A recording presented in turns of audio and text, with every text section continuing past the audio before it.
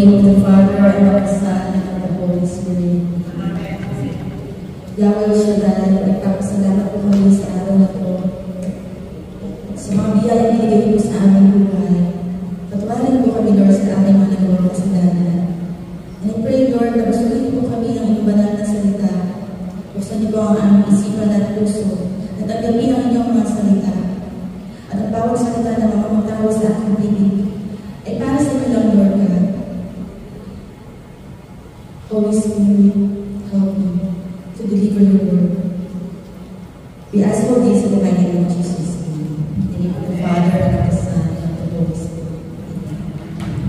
Good afternoon, my dear brothers and sisters. Let us open our Bible to Job, chapter 38, verses 1, and then 8 to 11. Then out of the storm, the Lord spoke to Job, who closed the gates to hold back the sea, when it burst from the womb of the earth. It was I who covered the sea with clouds and wrapped it in darkness. I marked a boundary for the sea and kept it behind bolted gates. I told it, so far and no farther. Here your powerful waves must stop. The word of the Lord. Thanks be to God. God is good all the time. And all the time, God is good. You can take your seat, my dear brothers and sisters. So, ang word of God for today ay napakaganda. Dahil lahat tayo, we all experience suffering. Sino bang hindi ba na-experience suffering? Everybody. Everybody suffered some sort of suffering. At kapag tayo nagsasuffer, di ba, masakit ang ating pakiramdam. Amen? At ano ba? We are sad. Amen? So, it's a story ni Job. Makikita dito kung gaano siya nag-suffer. Amen? So, one day, nag-usap si Lord sa si Satan. Sabi ni Lord kay Satan, anong ginagawa mo? Ano sabi ni Satan? I'm roaming around the earth. I walk here and there and roaming around the earth. He's a wanderer, diba? My dear brothers and sisters. So, sabi ni Lord kay Satan, did you notice my servant Job? He is faithful. Sabi ni Satan, ano sabi ni Satan? Sinali siya si Lord. Sabi niya, will Job worship you if he got nothing out of it? I-worship ka ba kung wala siya mapapala? Amen? Ikaw, Lord, you always have protected him in his family. Pinoprotektahan mo si Sinube. Kaya he's worshiping you. Suppose you take away everything that he has. I'm sure he will curse you to your face. Yan ang challenge niya kay Lord. So sabi ni Lord, alright, basta huwag mo lang sasaktan sa home. So ito na. Ano na nangyari? Ano nangyari sa buhay ko, my dear brothers and sisters? Sunod-sunod na kalamitan ang nangyari sa kanya. Alam ba si Job, isa sa pinakamayaman sa East. At naniniwala siya kay Lord. Amen? Amen. So ano ba ang kalamitan na ito? Una, yung mga surveillance, inatake yung pastor ni Job. So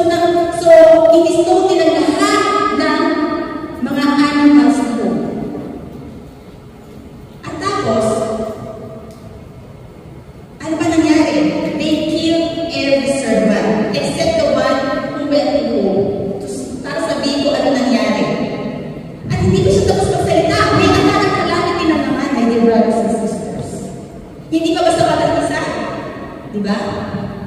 Ano yung another calamity na nangyari kay Job? Ang pangalawa ay, my dear brothers and sisters, nagkaroon ng lightning and it struck all the sheep and shepherds. Patay sila, except the one who spoke to Job to send the message. Pero yun, my dear brothers and sisters, di ba? Ano pa nangyari? Pangatlo, inatake ng Chaldeans yung mga servants ni Job. And again, they killed all the servant except the one who yung nagbalita kay Job. So, yun na lang yung servants niya. At ano ba ang nakakalugmong pangyayari? Alam niyo si Job, meron siyang 10 anak. 7 lalaki at 3 babae. At may brothers and sisters, ang sabi ng servant, yung huling servant sabi niya, nagkaroon daw ng bagyo at bumagsak ang bahay at namatay lahat ng anak ni Job. Anong ginawa ni Job, my brothers and sisters? He tore his clothes, he shaved his head, and he knelt down. He still worshiped God in spite of all the calamities that he experienced. Amen? Yan ang suffering. Mamatay ang pangalan ng isa, masakit na. Pero mamatay ang pala 10. Di ba nakasakit na, my dear brothers and sisters? Amen. So doon na naman, my dear brothers and sisters, kinausap ni Satan si Lord again. At si Lord, kinausap si Satan. Nakita ko na, did you notice my servant Job? Ito ang sabi ni Satan. Chinange na naman niya si Lord, my dear brothers and sisters. Ano sabi niya? A person will give up everything in order to stay alive.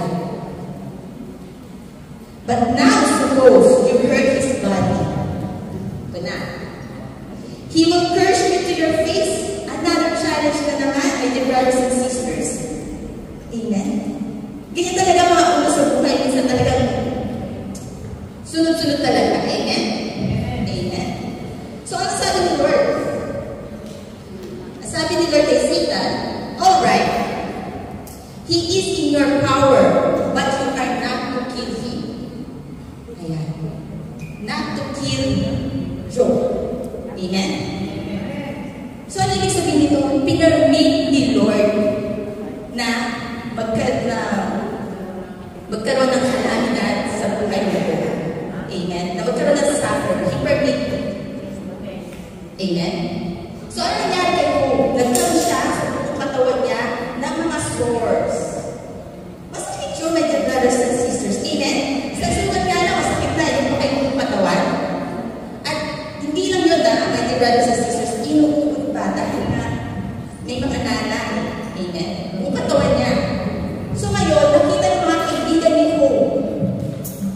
Nabalitaan nila ang nangyari. So may mga kaibigan sa na 3. Ang pangalan nila ay Zanka, Bildad, and Zobab. So, sa 7 araw, hindi sila nasalita. Kinofort lang nila si Job. Hindi presence. Ito din tayo, diba? Kapag may namatayan, o meron tayong, alam na meron, as a friend, diba? Gagawin din natin yung mag-sympathize tayo sa kapwa-tao natin. Amen? So, ito yung ginawa ng mga kaibigan ni Job. Amen? 7 araw, hindi nagsalita sila, at hindi nagsalita si Job. Pero yung last day, nagsalita na si Job. He started blaming God. Hindi niya maintindihan kung bakit niya nararanasan yung mga sufferings na ito. Meron ba kayong mga moments with your brothers and sisters na kapag nagsasuffer tayo, meron tayong moments na bakit nangyayari sa akin ito? Amen? Ano bang ginawa kong mali? So sa isipan niyo ko, sabi niya sa sarili niya, wala akong ginawang masama. Amen? kaibigan ni Hope yung mga complaints ni Hope. Ano yung mga complaints ni Hope? Sabi niya, sana i-first na lang yung the day I was born. Sana namatay na ako. Noong nasa sinapunan ng ina ko. Ganon, my dear brothers and sisters, yung kanyang mga complaints. So, anong sabi ng mga kaibigan ni Hope? Umpisahan natin kay Eliphaz. Ang sabi niya, think back now, name a single case where someone righteous met with disaster. Kumbaga, para sa isip ko na so, na nangyari ka sa buhay mo dahil kasalanan mo, may ginawa ka, mali. Amen? Anong sabi naman ni Hope? Kasi nagkaroon sila ng dialogue. Bawat isang kaibigan niya sa kantasta niya, sumasagot siya. Tapos sabi pa ng kaibigan niya, sabi niya, call out Hope, see if anyone answers. If there's any angel to whom you can turn. Ayan. So ito ang sabi ni Hope. Ang sabi niya,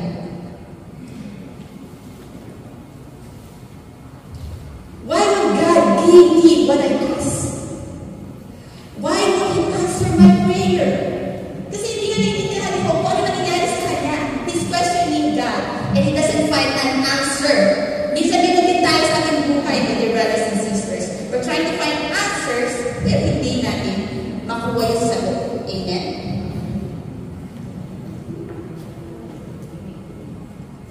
At ang sabi pa ni Hope, but you, my friends, you deceive me like stream that go dry when no rain comes. Ano yung sabihin nito? Nagsasuffer na nga ako eh. Nagsasuffer na ako. Bakit pine-persecute niyo ba ako? Amen?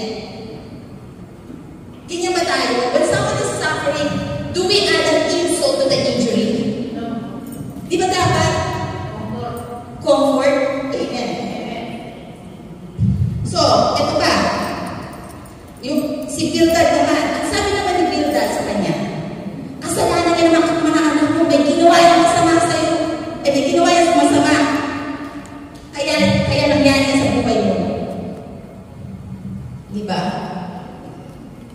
Ano naman sabi ni Hope? Stop punishing me, God, sabi niya. Kasi akala ni Hope, si Lord ang may gawa ng kanyang suffering. Hindi niya alam na pinepermit lang ni Lord is not God, but is Satan. Amen? So, ano ba sabi? Don't condemn me, God.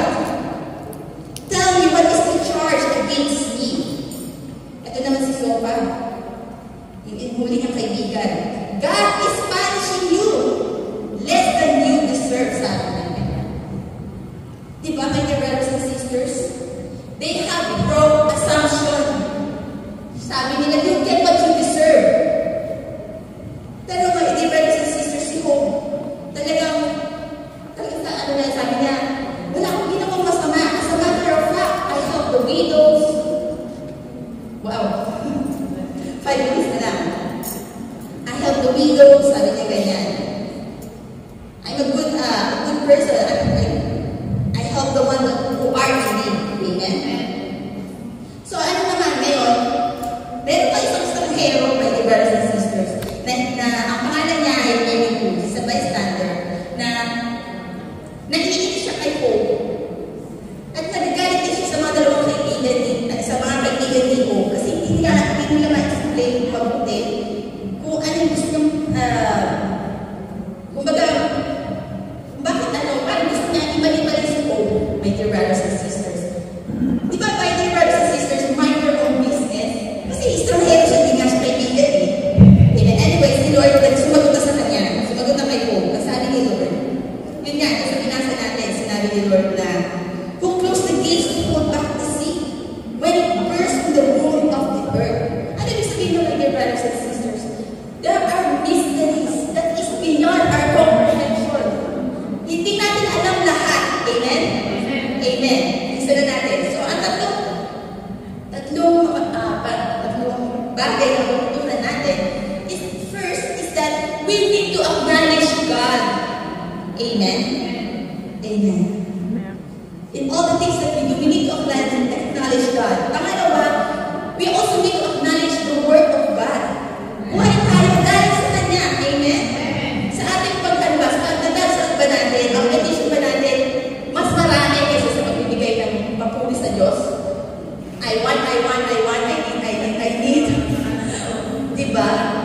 Diba dapat mas madami yung papuri kay Lord?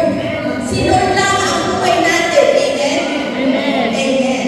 So, ang pangalawa, seek God's wisdom and understanding. Amen.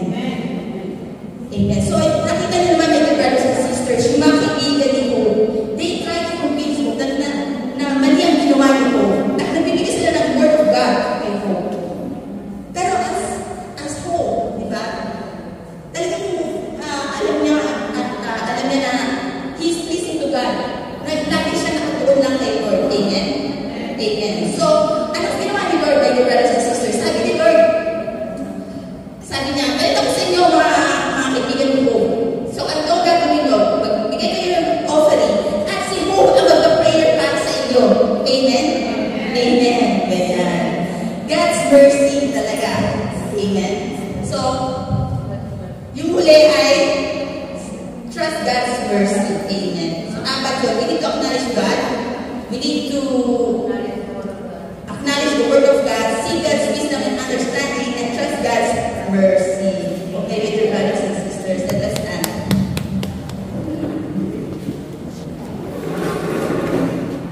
In the name of the Father, and of the Son, and of the Holy Spirit. Amen. Yahweh Shaddai, magpasalamat po kami sa araw ng Lord. Lord, we all have sufferings. I myself also have suffered, Lord. Na nung binigyan niyo po ako ng kagalingan sa sakit ko, na nagpapahina sa akin, Lord. Salamat po, Lord.